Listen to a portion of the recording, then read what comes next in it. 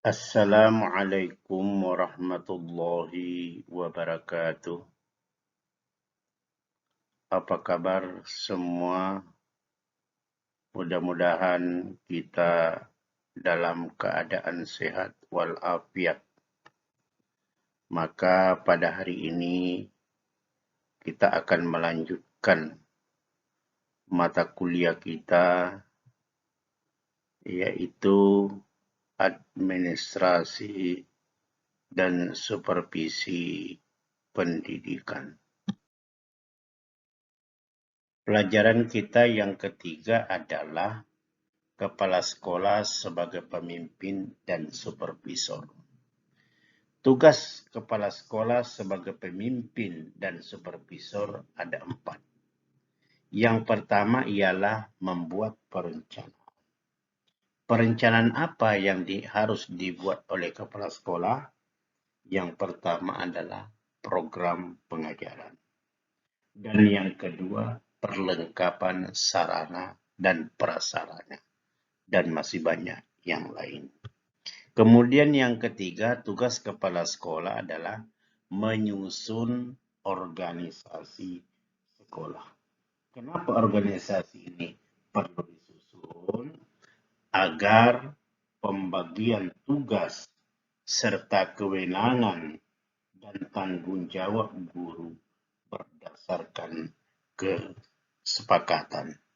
Kemudian yang ketiga adalah kepala sekolah bertindak sebagai koordinator dan pengarah dalam melaksanakan pengelolaan kepegawaian.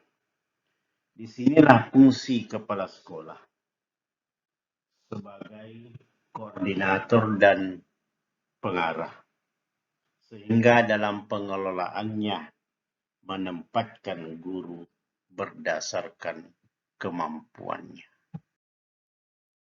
Sebelum kita melanjutkan pelajaran kita, mari kita sama-sama berdoa dengan mengucapkan Rabbi zidni ilma warzuqni fahma waj'alni minas solihin. Ya Allah, tambahkanlah ilmu dan beri karunia agar dapat memahaminya, dan jadikanlah kami masuk ke dalam golongan orang-orang yang soleh.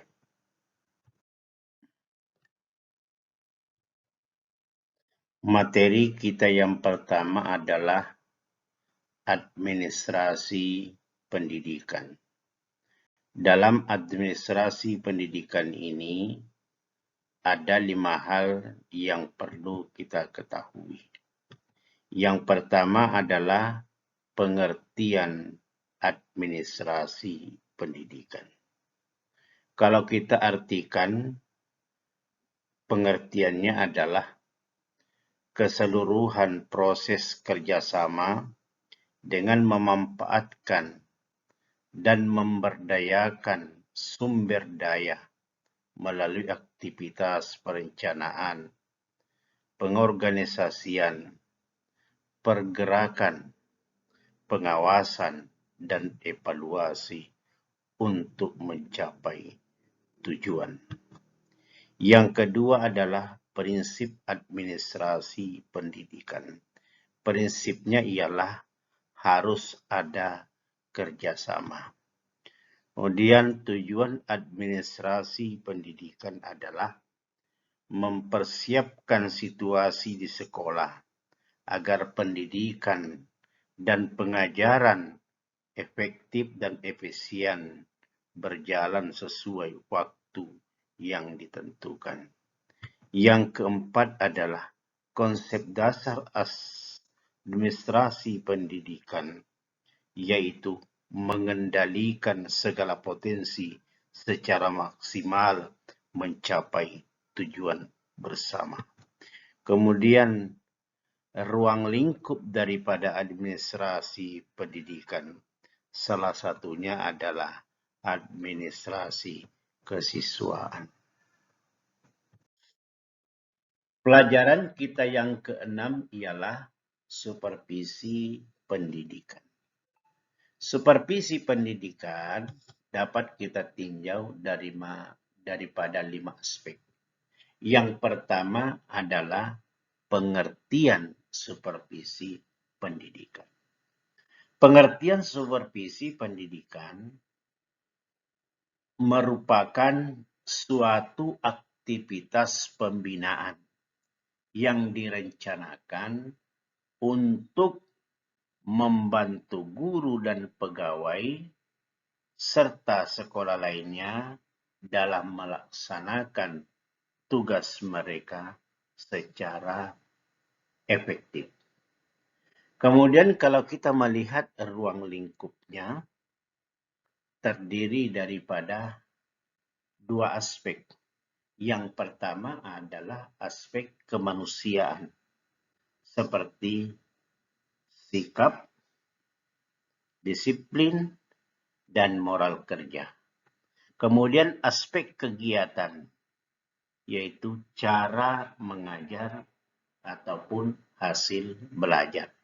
Jadi, supervisi pendidikan ini memang diperuntukkan untuk membantu guru bagaimana dia bersikap yang disiplin, memiliki moral kerja tinggi, dan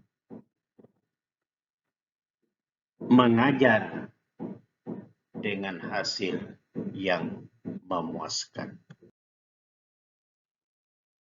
Materi kita yang ke-9 adalah teknik dan pendekatan supervisi pendidikan.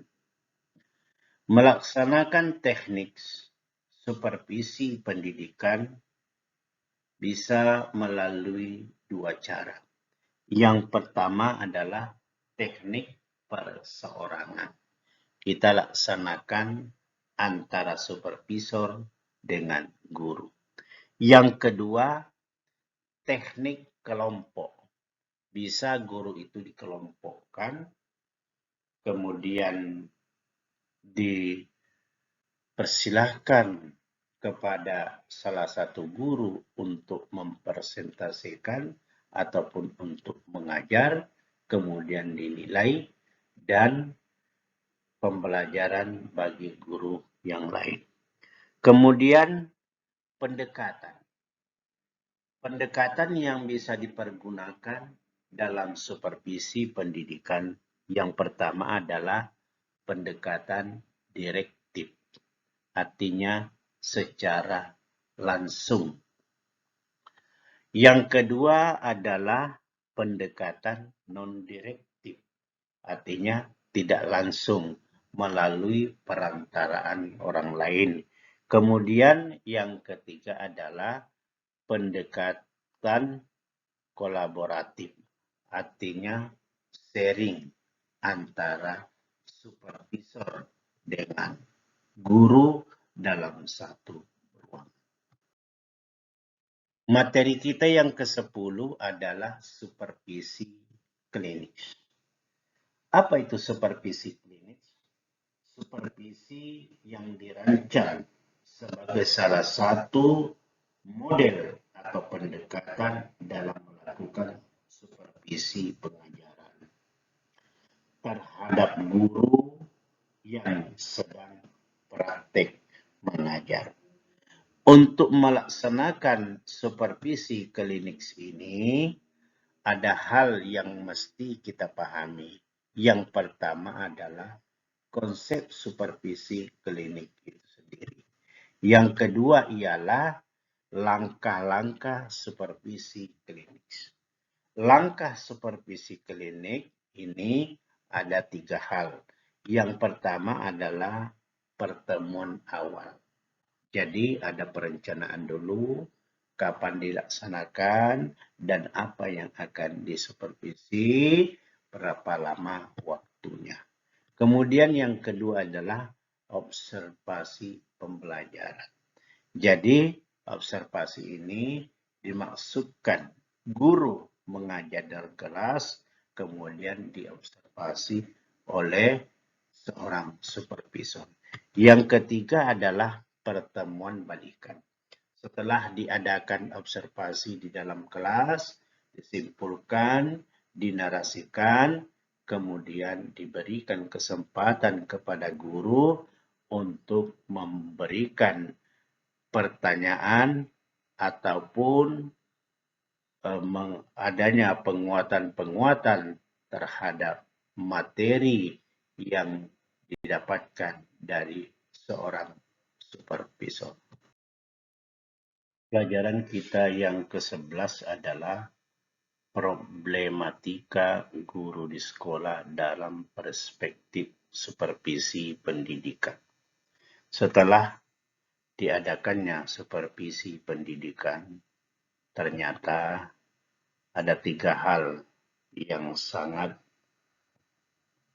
identik permasalahan yang muncul. Yang pertama adalah problematika guru dalam keterampilan mengajar di kelas.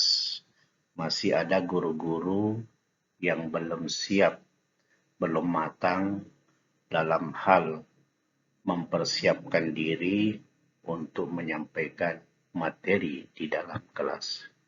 Yang kedua adalah problematika dulu guru dalam kepuasan kerja.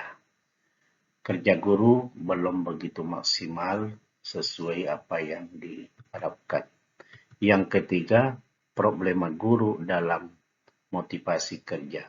Masih ada ditemukan guru yang terlambat, masih ada yang ditemukan guru yang pengajar asal-asalan. Materi kita yang ke-12 atau materi terakhir adalah produk supervisi pendidikan. Apa yang kita harapkan setelah mempelajari administrasi dan supervisi pendidikan ini? Yang pertama adalah mengetahui pentingnya pengembangan sumber daya manusia. Dalam hal ini adalah guru. Kenapa guru penting untuk dikembangkan? Karena guru adalah penentu dalam keberhasilan pendidikan. Kemudian yang kedua, apa yang perlu dikembangkan terhadap guru tersebut?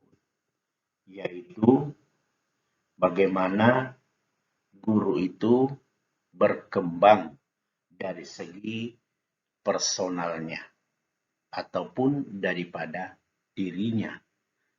Kemudian yang kedua adalah yang kita kembangkan dari segi profesionalnya. Artinya guru itu memiliki kematangan dalam ilmu pengetahuan, menyampaikan dan berkomunikasi terhadap siswa ataupun dosen di depan mahasiswa. Maka dengan 12 materi ini mudah-mudahan kita dapat memetik pembelajaran, pengetahuan, dan kita aplikasikan nanti di lapangan, khususnya dalam mata kuliah administrasi dan supervisi pendidikan. Demikian, saya maaf lebih dan kurang. Wabillahi taufiq wal hidayah. Wassalamualaikum warahmatullahi wabarakatuh. Sebelum kita berpisah, Bapak menitipkan kuis untuk dikerjakan dan dikumpulkan minggu depan. Yang pertama soalnya, coba saudara uraikan kajian pokok administrasi dan supervisi pendidikan. Yang kedua, coba saudara uraikan fungsi kepala sekolah dalam administrasi dan supervisi pendidikan. Yang ketiga, coba saudara uraikan langkah-langkah pelaksanaan supervisi klinik. Yang keempat, Coba saudara uraikan pendekatan dalam supervisi pendidikan.